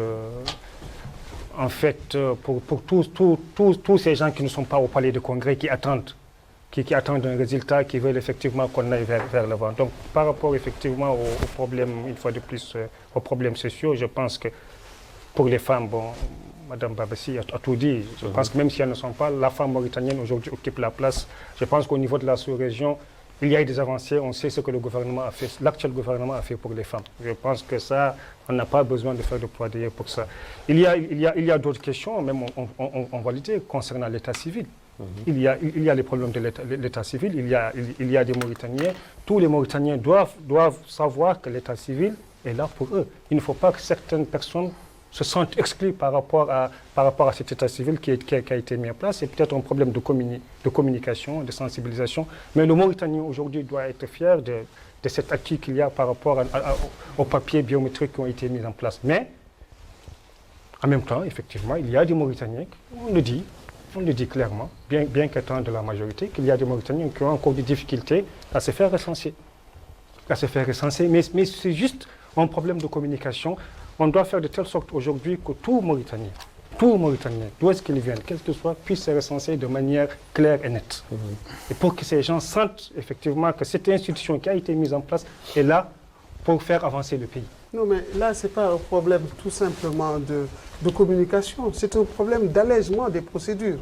Parce que nous savons que, vous savez, quelqu'un qui est parti en 89 pendant les événements, qui est né à l'étranger, et qui n'a aucun papier, dont les parents n'ont aucun papier, et qui revient donc pour se recenser. Donc quand on lui demande de produire certains papiers, c'est difficile. Ou d'aller retrouver, par exemple, les papiers, les certificats de décès. Il y a un dysfonctionnement qu'il faut corriger. Mais il y a des procédures qui ont été suivies pour justement régulariser ces situations. Voilà. Ben, jusqu'à présent, il y a des difficultés. Il faut le soulever. D'alléger ces procédures. Moi, je suis d'accord qu'effectivement, il y a eu effectivement des progrès par rapport à l'enrôlement, mais qu'il faut alléger les procédures, faire la facilitation. Et qu'il y a énormément de difficultés par rapport moi, je pense que notre aspiration doit être à l'état de droit, que tout ce qui vient d'être dit, qu'il s'agisse des étrangers qui viennent, ou qu'il s'agisse des femmes, ou des jeunes, si nous étions dans un état de droit, chacun y trouverait son compte. Les étrangers seraient respectés dans la manière dont ils sont traités quand ils viennent pour obtenir les papiers. Le citoyen, quand il viendrait se recenser, aurait un traitement digne. Et j'ai fait cette expérience moi-même à l'étranger, où j'ai vu des gens qui étaient à la limite parqués devant des représentations diplomatiques. Considération pour ce citoyen de l'étranger. Voilà. Donc ça, c'est dans un état de droit, toutes ces problématiques-là se résolveraient d'elles-mêmes. Donc c'est tout ce que j'ai à dire. Ça garantirait le droit autant à l'étranger qu'au citoyens, compatriotes. Il faut quand même préciser que nous devons être très fiers de ce qui s'est passé au niveau de l'état civil. C'était une pagaille avant. Ça ne semblait à rien. Il faut le reconnaître. Et il faut reconnaître ça. Ensuite, il faut reconnaître que s'il y a encore des cas, ils doivent être marginaux. Parce qu'à la date d'aujourd'hui, nous avons déjà enrôlé comme citoyens 3 600 000 et quelques. Ça doit être à peu près proche de la réalité de la population. Si des cas, par-ci ou par-là, ont des problèmes d'enrôlement, ça ne peut être que marginal. On recommande toujours. Mais ça doit être réglé en tout cas. Bien sûr, ça doit être réglé. Et les instructions ont été toujours données pour l'état civil à ce qu'il allège les procédures. À un moment donné, c'était les magistrats qui créaient des problèmes. On a trouvé une solution. À un moment donné, c'était l'état civil lui-même qui... Mais je pense que tout ça, ça chemine vers des solutions durables pour toutes les populations. Quant à la remarque relative aux immigrés, il faut quand même reconnaître une chose, c'est qu'on oublie tout le temps, c'est que les gens se plaignent, les populations se plaignent qu'il n'y a pas de revenus, alors que cette économie est pleine d'emplois dans le facteur pour les étrangers. Elle fait travailler des milliers, des dizaines de milliers de personnes. Qui sont qualifiées. C'est qualifié. Il manque chez nous une qualification. Je ne reviens même pas sur le traitement de ces gens, est-ce que ça a été bien ou pas. J'attire l'attention tout simplement que notre capacité nouvelle, qui a été créée par ces dernières années, a donné probablement bénéfice à ces immigrés qui sont nombreux. Je vous donne un exemple, un chiffre. Si les 120 ou 125 entreprises de bâtiments qui étaient contractantes auprès du ministère des Bâtiments quand je suis venu, j'ai demandé des statistiques sur l'emploi, 85% de leurs emplois sont pour des pays étrangers. C'est tout. Il y a un problème. Nous avons un problème au niveau de la mentalité. Nous avons un problème au niveau de notre jeunesse. De nos populations en général. C'est un problème qui se fait au niveau de la formation. Au niveau de la formation, l'adéquation, formation, emploi. Si nous ne sommes pas qualifiés... C'est pour ça que le gouvernement a engagé ces dernières années une réforme substantielle, d'orienter les gens vers des matières scientifiques. On a mis en place une école de mines, on a mis en place une école de bâtiment, on a mis en place un polytechnique. C'est comme ça que nous engageons, que nous voudrions créer une nouvelle capacité humaine qui est capable d'être résorbée par l'économie, de servir notre économie. Oui, mais comme vous le disiez, c'est un processus qui prend du temps. Qui prend du temps. Donc, en tout cas, quand déjà, je répète, nous ne pouvons pas faire ça d'un moment à l'autre. Mais si déjà la volonté politique et les actions sont visibles dans le bon sens, messieurs de l'opposition, dites-nous, vous avez commencé des choses. Non, nous sommes tout à fait d'accord, mais peut-être que vous pourrez m'expliquer pourquoi, quand on va dans des centres d'enrôlement, quand on y va par exemple à 10h ou à 11h du matin, on se retrouve avec une foule qui est assise, qui se tourne les pouces, parce que telle personne n'est pas venue à son service. Et quand elle vient, c'est pour leur dire « le réseau ne marche pas, revenez demain ». Qu'est-ce que vous pouvez nous dire sur ce traitement qui est fait aux citoyens? Et c'est encore mon souci, je reviens toujours à ça, c'est ce qui m'intéresse. Je ne suis pas dans la politique politicienne, je suis dans ce que vit le citoyen. Parce que ce sont des choses que j'ai vécues en tant que citoyen. Venir, attendre 3 heures, 4 heures pour qu'une personne débarque et me dise au final, non, aujourd'hui, et il n'y a même pas de communication. Ça, c'est quand encore elle daigne nous parler. Parce que des fois, les gens peuvent rester assis une demi-journée sans aucune communication. Ce n'est pas un traitement à faire aux citoyens. Si tel est le cas, je me plains avec vous. Mais en tout cas, je sais qu'il y a moins d'une semaine, je suis passé dans un centre d'enrôlement pour avoir les cartes d'identité de mes enfants. Ça ne m'a pas fait plus d'1 heure de temps. Vous avez eu de la chance, monsieur le ministre. Vous avez eu de la chance. Vous avez de la chance, monsieur le ministre. Ce n'est pas le cas de tout le monde. Voilà, chers amis, on va marquer une courte pause avec la rubrique Timeline.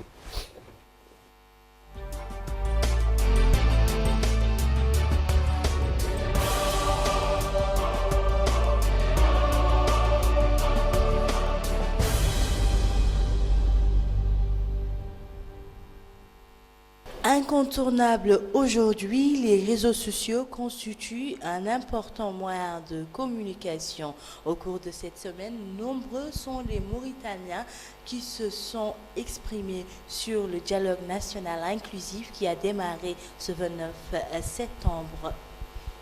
Mohamedoul Khatat déclare que les absents ont toujours tort.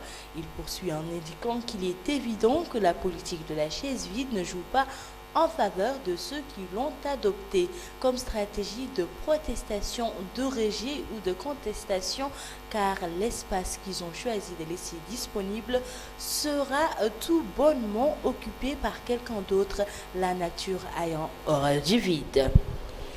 Une fois le conclave achevé, le peuple va se prononcer au cours d'un référendum pour approuver ces résultats, car le dialogue amorcé vise avant tout à instituer la Troisième République pour l'intérêt de la Mauritanie et des Mauritaniens. Hindou Muntaanina indique que participer à la refondation de la Mauritanie sur des bases plus solides, réviser son assise institutionnelle pour mieux l'adapter à nos besoins, trouver des compromis qui garantissent sa pérennité dans un univers géopolitique particulièrement incertain, discuter des meilleures options pour une gestion durable et participative du développement local, orienter les politiques à venir en termes d'école, de santé, d'agriculture, de pêche, avec la participation et l'avis du plus grand nombre de Mauritaniens. Voici entre autres ce que veut le président en s'obstinant à appeler à un dialogue national. Pour Kaouedja, si jamais le dialogue en cours réussit, il y aura forcément une nouvelle recomposition du paysage politique du pays. Naissance éventuelle d'autres pôles politiques et retraite politique anticipée ou mort politique de certains leaders qui sont là depuis les premières heures du multipartisme, pour ne pas dire de la démocratie. En tout cas, il déclare qu'à l'heure actuelle, les intellectuels prennent part à ce dialogue. Deda Dayem indique que le dialogue s'impose pour débattre des grandes questions de l'heure et mettre sur la table toutes les questions d'ordre politique, économique ou social du pays. Le dialogue s'impose pour mettre en branle la Mauritanie nouvelle. Ceux qui ont joué aux abonnés absents durant les journées du dialogue ne doivent s'en prendre qu'à eux-mêmes s'ils ont perdu l'occasion en or de participer à la mise en place d'une Mauritanie moderne. Omer Mohamed Val indique que des voix s'élèvent pour dénoncer toute tentative de toucher à la Constitution, comme si on pouvait aujourd'hui faire des réformes nécessaires pour améliorer le système politique mauritanien sans changer le texte fondamental. Rien de ce que demande officiellement, du moins l'élite politique, ne peut se faire sans toucher à la Constitution. Il est vrai cependant que toute la classe politique et intellectuelle doit se mobiliser en ces heures déterminantes pour empêcher les dérives.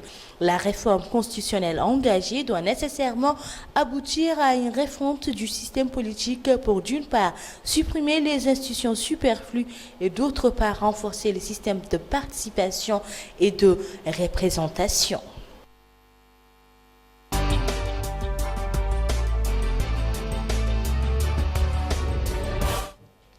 Voilà, on revient à vous, M. Sidi de l'UPR. Quelles étaient vos propositions par rapport aux emblèmes, au drapeau national, à l'hymne national? Ce n'est pas l'UPR qui avait présenté ces questions, mais notre position est la suivante. Si la majorité pense que l'hymne national a été élaboré avant la création de l'État et qu'il y a lieu de se poser la question pour y introduire des choses qui animent le patriotisme, les valeurs patriotiques et les valeurs nationales, nous en sommes preneurs. Et on souhaiterait que les débats soient très sérieux là-dessus et qu'il n'y ait pas, un rejet pour des trucs subjectifs.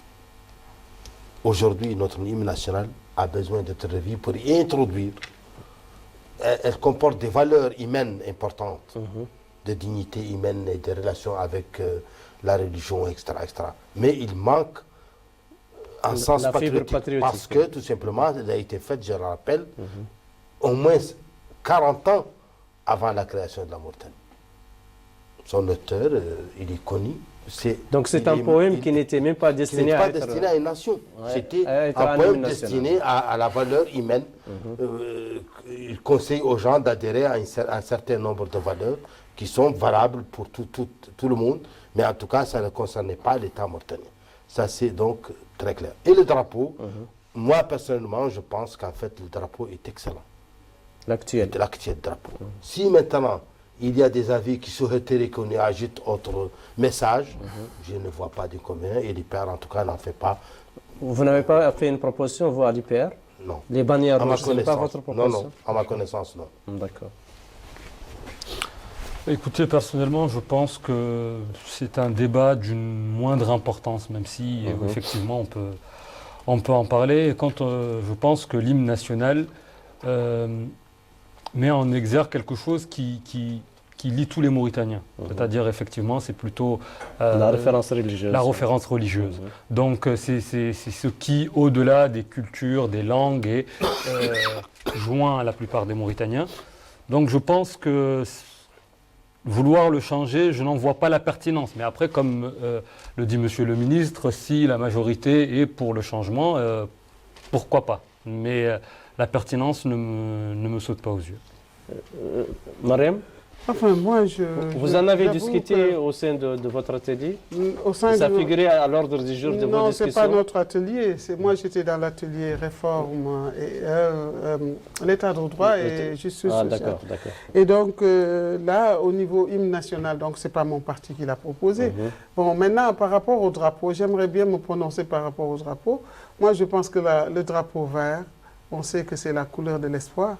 Bon, moi, je pense que, comme l'a dit le ministre, bon, moi je pense que je ne vois pas en quoi on le changerait. Et maintenant par rapport au contenu, si le contenu au niveau de l'hymne, moi je pense que pour le rendre plus actuel, on veut y toucher. Moi j'avoue que moi ça ne me dérange pas, mais bon, que ça soit un contenu qui, quelque part, est un contenu qui valorise tout simplement le Mauritanien dans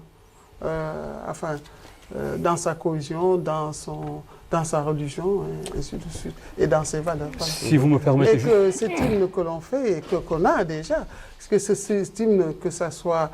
Moi, je n'entends même plus les enfants réciter cet hymne-là. On ne le valorise pas au niveau même éducationnel, au niveau de l'éducation des enfants, mais que ça soit aussi valorisé au niveau civique. Voilà. Non, je pense effectivement que l'hymne et le drapeau, c'est des symboles extrêmement forts.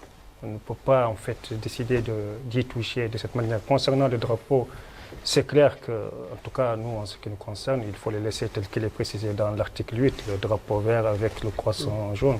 On ne doit pas y toucher parce que, quoi qu'on y ait dit sur en fait, la proposition avec des traits rouges, je pense qu'il y a eu des hommes qui se sont sacrifiés pour ce drapeau. Il faut avoir une histoire dans ce pays-là.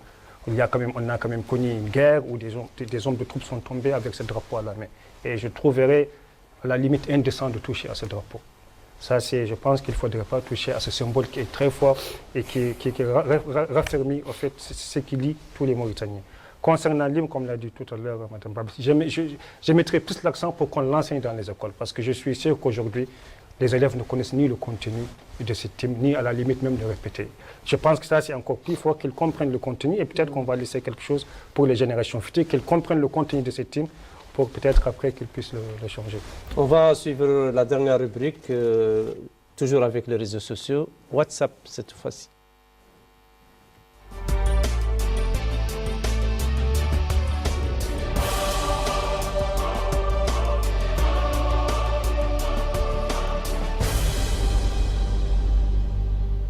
Concernant le dialogue, encore tout ce que je souhaite, l'espoir de tous citoyens, que le dialogue encore ici serve la Mauritanie.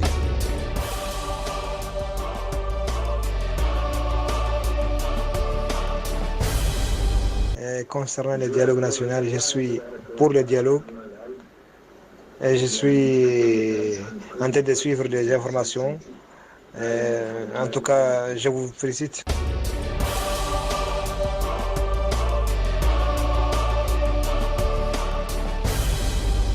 pas quelqu'un en démocratie qui ne soutient pas le dialogue. Le dialogue, ça donne l'occasion des gens qui ne sont sans voix de s'exprimer dans leurs idées, de dépassement pour régler certains problèmes de l'heure. Nous voulons un dialogue sincère où, pour la révision de la Constitution, qu'il soit une CENI où le fichier électoral est bien adopté par consensus, et encore le Conseil constitutionnel doit être nommé par mandat, c'est des juristes qu'on doit nommer par mandat, et éligible comme le président de la République, peut-être ça peut aller de 3 ans à 4 ans, moins que le président de la République. Et encore, on doit supprimer le Sénat. Bon. Et encore, le Conseil économique et social. C'est l'environnement de toute économie d'un pays, et j'y vois mal qu'on le supprime, parce qu'avec la libération qui n'a pas de garde-fou, les gens maintenant font ce qu'ils veulent, et normalement, il doit toujours continuer à exister dans tous les pays développés ou bien en voie de développement. Il y a le Conseil économique et social.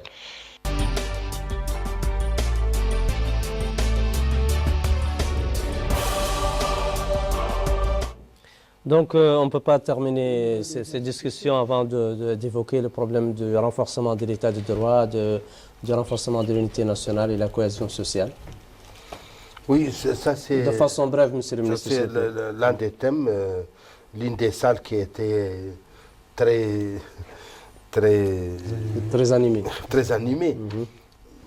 Je n'ai rien à ajouter. Je pense que le consensus dans cet atelier, c'est qu'on a besoin de notre unité nationale. Et pour notre part, nous pensons que ce que nous avons déjà fait pour asseoir cette unité nationale, en termes de résolution des passifs humanitaires, en termes de reconnaissance de ce qui s'est passé dans l'histoire de ce pays, en priant à Kahidi sur la mémoire des victimes, en reconnaissant et en demandant pardon au nom de l'État, je pense que notre chef d'État, Mohamed Abdelaziz, a fait des pas géants sur ce thème de l'unité nationale. Il reste certainement beaucoup de choses à faire, pas en termes de résorption des passifs, mais en termes de consolidation de cet acquis entre les différentes communautés. Je pense qu'en fait, tout le monde est appelé à jouer un rôle. L'école doit jouer un rôle dans cette unité nationale. Les partis politiques doivent jouer un rôle dans cette unité nationale. J'invite tout le monde à la prendre très au sérieux. Voilà. Oui, toujours par rapport effectivement à cette question d'unité nationale qui est une question centrale. Il faudrait effectivement que les gens apprennent à se connaître. Il faudrait que tout le monde sache qu'ils sont logés dans la même enseigne, que tout le monde est mauritanien de la même manière, qu'il n'y a pas une personne, une communauté qui est au-dessus de l'autre. Ça n'existe pas. Il faudrait que les gens dialoguent, que tous les Mauritaniens sentent que ce pays, c'est le leur, et qu'ils ont des droits mais aussi des devoirs par rapport à cette question. Énormément des avancées ont été faites. Il reste effectivement des choses à faire parce que l'œuvre humaine, comme on le sait, n'est pas parfaite. Mais énormément de choses, il y a eu énormément des avancées par rapport à cette question. Et quand on parle d'unité nationale, il y a aussi bien sûr les problèmes de séquelles d'esclavage. On sait que tout ça, c'est des problèmes qui sont liés. Il faut en parler. Il y a des solutions qui sont proposées, qui ne sont pas parfaites, mais en tout cas qui nous permettent de voir l'avenir de manière beaucoup plus simple. Mariam? Oui, moi je pense que c'est une question très importante de l'unité nationale parce que, bon, je pense que quand on parle du vivre ensemble, il faut que l'on puisse s'écouter, que l'on puisse s'entendre autour des questions essentielles. Parce que nous savons que l'unité nationale, les problèmes de langue sont une question très importante. Et qu'aujourd'hui, nous savons que nos langues nationales ne sont pas valorisées. Quand on voit que le Pulaar, le Wolof et le Soninké, on le met, souvent nous le disons, il faut le valoriser, mais c'est de le concrétiser. Ce sont des langues qui sont déjà codifiées, que l'on peut tout simplement enseigner. Et il faut enseigner les langues nationales au niveau. Et maintenant, nous disons que le français qui nous a été imposé tous, le français est une langue qui nous a été imposée, mais qui sert aussi de langue d'entente entre les différentes communautés. Donc je pense que c'est une langue qui doit être maintenue maintenu jusqu'au moment où les langues nationales seront transcrites au niveau national et que l'arabe est une langue officielle qui a été retenue, mais autant aussi maintenir les autres langues nationales. Et l'unité nationale n'est pas que les langues, mais c'est de créer un certain équilibrage.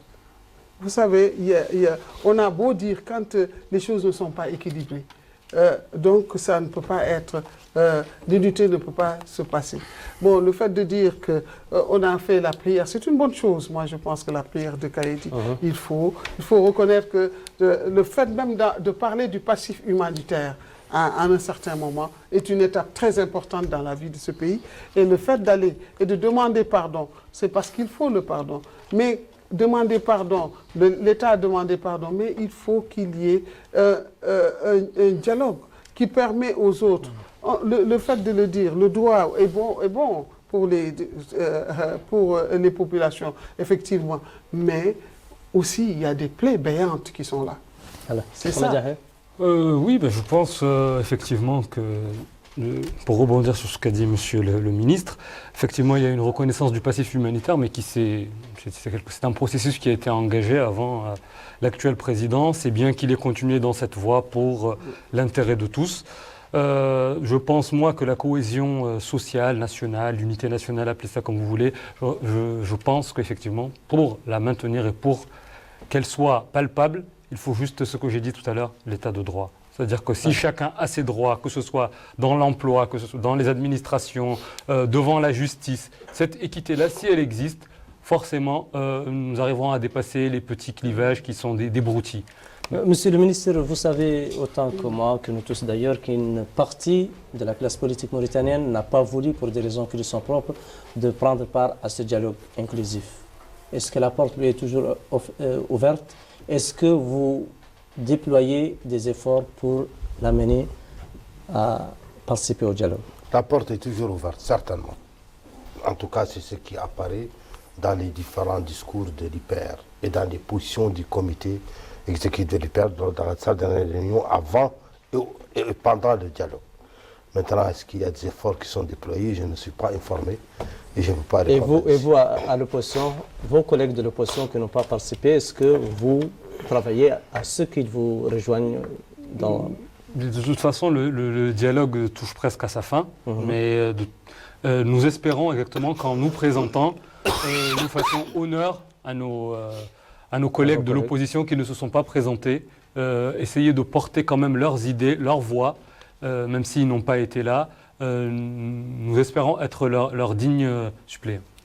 Voilà, chers téléspectateurs, le temps qui nous est imparti est à présent terminé. En votre nom tous, je remercie vivement M. Sidoul Zen de l'IPR, Guissé Djalel de l'IDP, Mohamed Yahya Oulnouh de l'AND et Mariam Babassi du Parti WEAM pour avoir accepté notre invitation.